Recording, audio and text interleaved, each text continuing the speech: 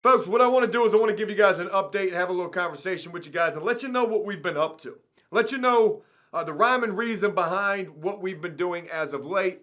You know, fancying ourselves as thinking that we're putting together some type of a TV show. When in all actuality, what we're doing is basically what we've always done. Attempt to work with individuals, showcase their stories, and potentially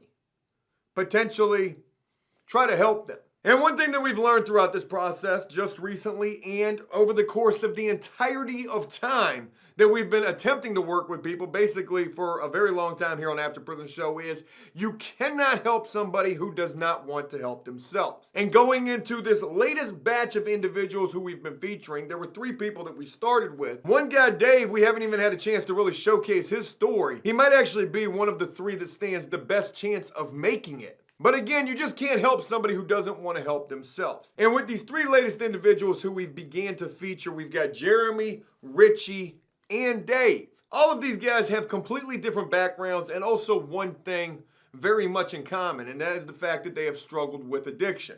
Some have struggled with it and are getting beyond it, while others are still in it and also knee-deep in it as well. And a perfect example of being knee-deep in the addiction would be the individual Richie. A guy who has no problem admitting the fact that he is actively using after prison, and a guy who has no problem basically sharing the nitty-gritty of what his usage is actually like and what his usage has actually cost him, including putting up a child that they just recently had, him and his girlfriend, for adoption because of addiction. And you know, I want to mention this as well. You know, some of these stories that we highlight and we showcase of individuals, we don't do so in an effort to glamorize, you know, the craziness that they are going through, dealing with, or anything like that. We do that to hopefully to scare individuals, to make people sick. Sick to their stomach and sick to the point where they're thinking to themselves, I don't never want to go through something like this. Or to be just completely wild. You know, because there are people who watch these videos who have no real idea what addiction is like. Hell, I don't even fully understand what the heroin addiction is like or what the crystal meth addiction is like. Me, myself, I only used to use the fire pow-pow, the cocaine, and the crack rocks. I did those as well for a brief period of time in my life. But you know, I don't understand what an addiction to heroin, what a physical addiction to a drug is really like. I just kicked cigarettes and nicotine. I know that that's something completely different, but that had me by the balls. Wow, today I'm actually 3 weeks. 3 weeks it's been since I've quit smoking. You know, so it opens my eyes as well to be able to share individual stories who deal with different types of addiction than anything that I know about. And also, while sharing individual stories, it's our hope to be able to work with and help them in some way, in some form or fashion. Whether it's just for being a sounding board, for allowing them to share their story where otherwise they would not, and potentially their story being such that could help somebody else, or maybe them showing us that they really want to change and we really put forth the effort, initiative, and the support behind that individual in an effort to try to do anything that we possibly can to help them overcome whatever addictions and obstacles might be in their life. But very rarely does it ever work out like that. And in fact, what I've learned from pretty much almost every single case that we featured here on After Prison Show, every single story is a better way to put it. You know, we're not saving any lives. We're not helping somebody. I can't think of, well, I guess I can think of a couple, but I can't think of very many people who I can say, yo, we got that person up and beyond addiction. It's almost like being stuck in quicksand, I guess in some form of an analogy. Addiction is something that a person has to overcome on their own, and it's something that they have to want to overcome. And in most cases, what we see is people aren't ready to do that. They haven't reached that point in their lives. You know, when they share their stories on After Prison Show and they don't change, I guess it's my hope that eventually in the future, they'll see these videos, be able to look back on this and say, wow, look how far I've come. I hope that's the case for anybody that we've ever featured here on After Prison Show. Will that be the case though? Only time will tell, and who knows? But the most important reason why I wanted to do this video right here and have this conversation with you guys is because I want to give you an update on one of the guys who we were featuring in this last batch of 3 individuals who we introduced, Richie, Jeremy, and Dave. And fill you guys in on something that probably will come as no surprise to you. But one of those individuals who we began to feature has actually just recently gotten arrested and locked up again. And who that person is, you may already know depending on how we've titled this video, but if you don't, it is Richie. The guy who was knee-deep in the addiction, actively and voluntarily admitting, the fact that he was actively using crystal meth. And, going as far as to almost justify that as being somewhat of a good thing for him. And if I can remember correctly, I think he said something along the lines of, he's manic without it. Well, I'm quite sure any addict is going to be manic at first without whatever substance it is that they're addicted to. Take old Joe, for example. Think about how I was looking prior to smoking cigarettes. Since I've quit smoking cigarettes, look at my haircut.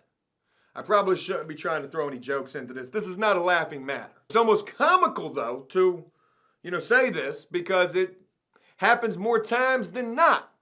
When you are actively using, especially hard drugs, crystal meth, heroin, what do you think is going to happen? Probably not but one of two things. As cliche as it sounds, you're either going to end up in the grave or in prison. And unfortunately for the individual, well, maybe it's fortunate. Maybe this will save his life. As for the case with this individual, Richie, he's ended up in one of those two places. He is currently in jail right now, and he's facing a couple of charges. Also, it wasn't just Richie who got arrested, it was also his girlfriend who got arrested as well. She's facing the same exact charges, except more of the same exact charges. Now, real quick, just to let you guys know, how this whole thing came about, how we found out that Richie got locked up, I'll share with you guys a little bit of the backstory. And basically, we began working with Richie and Jeremy and Dave prior to me going out of town for a couple of days. I would end up going to Seattle for 4 days, so we began this project right before I was to go out of town. Well, it was while we were filming with Richie, and his girlfriend even made that cameo appearance in the last video that we did of him. Richie was living in a hotel with the girlfriend, and he had plans to be leaving the hotel the very next day. On the very next day, Richie was to be moving out of that hotel, and that was the same day that I was going to Seattle. And where Richie and his girlfriend were going to was to a timeshare in Williamsburg. And folks, if this wasn't the craziest thing in the world to me, because what they actually had done was they actually signed up for one of those timeshare retreats where, they bring people in, they put you up in a timeshare, like a condo that you rent once or twice a year, and you pay a yearly membership fee for this, or an ownership fee. I don't honestly know how a timeshare works. But they had signed up for this free weekend retreat where they were going to be going and put up in a nice place for free, all the while having to attend a seminar where people were going to try to sell them on a timeshare. I thought this was the craziest damn thing in the world, and I wanted Jellicoe to go and see them at this retreat because there was no way in my mind I thought that they were going to be able to pull this off. There was no way in my mind I thought that they were going to be able to look like normal people who were not actively using drugs. And I'm sorry if that sounds cold or sinister or stereotypical, but that's the way that I seen it, and I know damn well that's the way a lot of people saw it as well. So I really wanted Jellicoe to go and chronicle how this whole thing worked, how this whole thing went for them. Would they be able to pull this off? Would they be able to go there and nobody be any wiser to the fact that these were some drug addicts? These weren't some people who were looking for a timeshare. They were just looking for a free place to stay. That was the game plan. But of course, it wouldn't work out that way at all. I would be in contact with Jellicoe once I got out of town and got to Seattle, and he would tell me hey, I've been trying to contact Richie and not responding. I wasn't surprised by that at all. I figured, well, he's probably out there on a major binge, or who knows what. But we wouldn't know anything about Richie until I got back in town. And Jellicoe was still telling me, hey, look, I've been trying to contact the dude, can't get in contact with him. I don't know what's going on. I tried to contact him, couldn't contact him. So I said, look, we need to do our own personal investigation on this matter. And the first part of any investigation we do in terms of trying to locate somebody that we know or that we've worked with or that we're curious about is to look them up in jail. And lo and behold, it would be our first try trying to locate Richie, that we would not only find him, but we would find him and his girl. Folks, what I'm showing you right here is Richie's mugshot. Looks like a clean-cut guy. That was one thing that surprised me about this guy while we were working with him. Just looking at a picture of this guy, you wouldn't imagine that he was as far gone as he really was. And this next picture is a picture of his girlfriend as well. This is her mugshot. She looks a little more out there, but that's just me being judgmental, I guess. And I gotta be honest with you, it's not really like sad to me to see that they're locked up. And I guess the reason for that is because it's not surprising. Living the life that they were living, it's not surprising to me at all. Maybe it's surprising to them. I can't even imagine what they're thinking sitting in jail right now with no bond status, no ability to be able to get out. Are they surprised by this? Are they regretful, remorseful for whatever it is that they did to get them in the situation that they are currently in? I'm quite sure that they are. And folks, the charges that Richie got locked up for are grand larceny, $200 or more, not from a person. And also conspiracy to commit grand larceny, $200 or more, not from a person. And basically what that charge right there, or those charges sound like to me, is that they were probably stealing out of Walmart. His girlfriend has, again, similar charges to what he has, except more. She's got 2 counts of grand larceny and also 2 counts of the conspiracy to commit grand larceny. Just trying to put together an initial investigation. Let's completely sound like the police talking about this. What it sounds like to me is, maybe they were at Walmart, they were stealing some things. One was in the store, one was waiting in the car, and they got busted. Or maybe I'm completely wrong. Regardless of the situation, those are the facts, what their charges are. And they was obviously up to no good stealing something from somewhere. And they got caught, and they've got no bond. And Richie's been to prison, so this probably isn't anything new to him. I don't know if he's ever been locked up in the state of Virginia, but I don't know anything about his girl.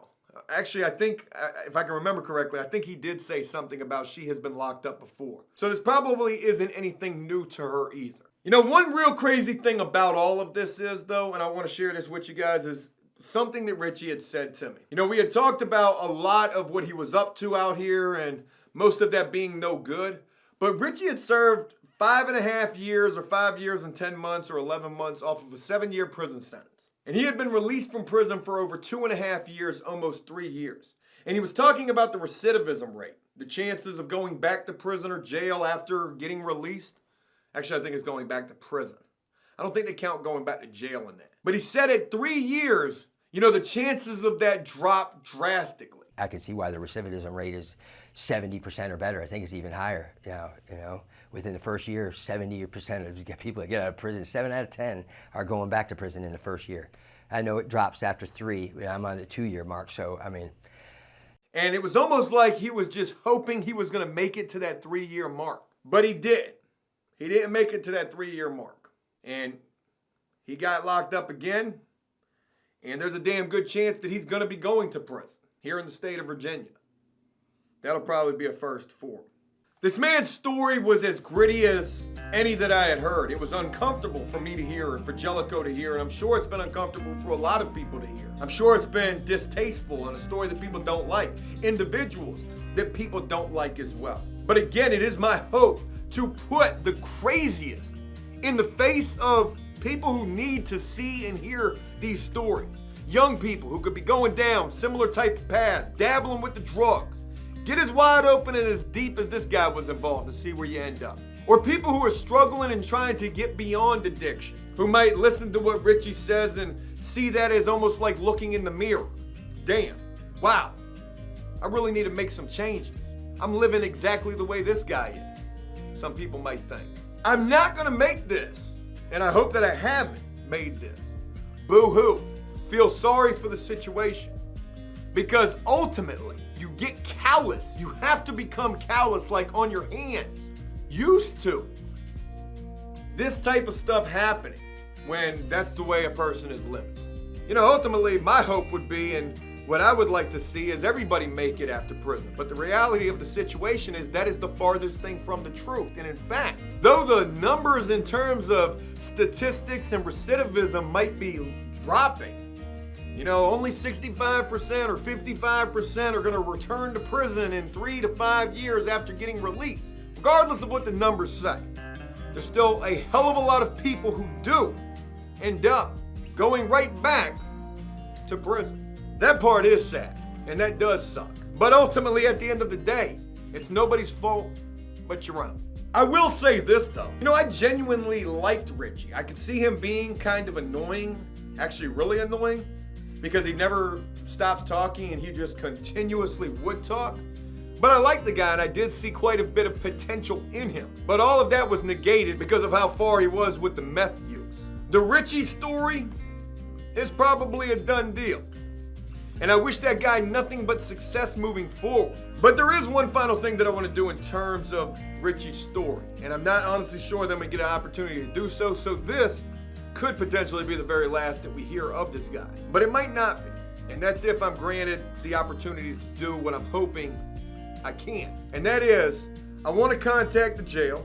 By the time you guys are seeing this, I've probably already done this, so I've already gotten the yay or the nay as to whether or not this is going to happen or not. But I want to contact the jail and see if they'll grant us the ability to be able to do one final interview with Richie, to hear exactly what happened that led to his arrest, and also to hear how he plans to deal with and get through whatever it is that he's facing. But again, I don't know if that's going to be able to happen or not, so we'll just have to wait and see. If I could hope that you take one thing away from Ritchie's story, it would be give yourself a chance. If you've been in trouble before, or if you've dealt with addiction, or if you're dealing with addiction now, give yourself a damn chance. At least try to put the drugs down, to get those out of your life, and to take one step forward, away, and towards sobriety. Because I'm trying to tell you, take it from what we've seen in Richie's case, being knee deep in the addiction is only going to lead to one of two things. Either prison or the grave. Hey, look, that's it. I really hope you guys enjoyed this video, and if you did so, please leave a like and a comment letting me know exactly what you thought about this. And as always, until next time, enjoy life, the free world. Never take a moment for granted, and make the most of every day. Peace! Hey, thank you for coming to see me. We look for you.